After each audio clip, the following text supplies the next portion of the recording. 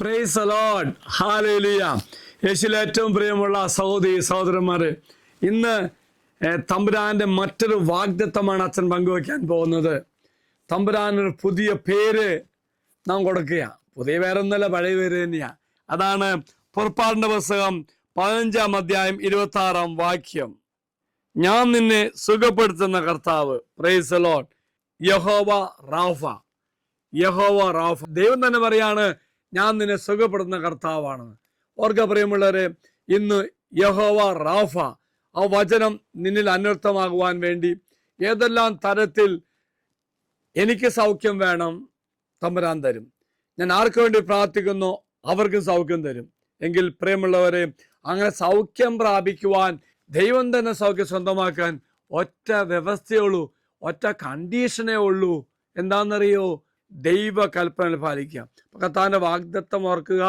എന്താണ്? യഹോവ റാഫ, ഞാൻ സൗഖ്യം തന്ന കർത്താവാണ്. എന്നിട്ട് കർത്താവ് പറയുന്നുണ്ട്, നീ എൻ്റെ വചനം പാലിച്ചാൽ ഞാൻ നിനക്ക് സൗഖ്യം തരുമെന്ന്. ഓർക്കുക പ്രിയമുള്ളവരെ, വാഗ്ദത്ത പേടകത്തിലേക്ക് ഏതെല്ലാം തരത്തിൽ രോഗാവസ്ഥ ഉണ്ടോ സമർപ്പിക്കുക.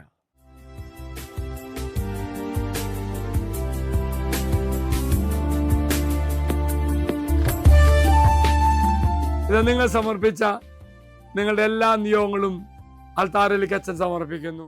ഒപ്പം കർത്താവിന് വാക്ക് കൊടുക്കുക. കർത്താവേ, ഞാൻ നിന്റെ കൽപ്പനകൾ പാലിച്ചുകൊണ്ട് ഞാൻ നിന്നോട് വിശ്വാസം പുലർത്താം. Praise the Lord. മറക്കരുത്, സൗഖ്യം തന്ന കർത്താവിൽ നിന്ന് നീ പൂർണ്ണ സൗഖ്യം പ്രാപിക്കണം. ഒപ്പം കർത്താവിന് വാക്ക് കൊടുക്കണം. ദൈവമേ, നിന്റെ കൽപ്പനയോട് വിശ്വാസം പുലർത്തി ഞാൻ നിന്നോട് ചേർന്ന് നിൽക്കാം. ദൈവം നിങ്ങളെല്ലാവരും അനുഗ്രഹിക്കട്ടെ എന്ന് പ്രാർത്ഥിക്കുന്നു. അച്ഛൻ ഈശോയുടെ ആശീർവാദം തരാം. നമ്മുടെ കർത്താവായ മിശിഹായുടെ പിതാവായ ദൈവത്തിന്റെ സ്നേഹവും പരിശുദ്ധാത്മാവിന്റെ സഹവാസവും നാം എല്ലാവരോടും കൂടെ ഉണ്ടായിരിക്കട്ടെ, ഇപ്പോഴും എപ്പോഴും എന്നേക്കും. ആമേൻ. ഒരു നല്ല ദിവസം ആശംസിക്കുന്നു. എല്ലാവരും കർത്താവ് അനുഗ്രഹിക്കട്ടെ. Praise the Lord.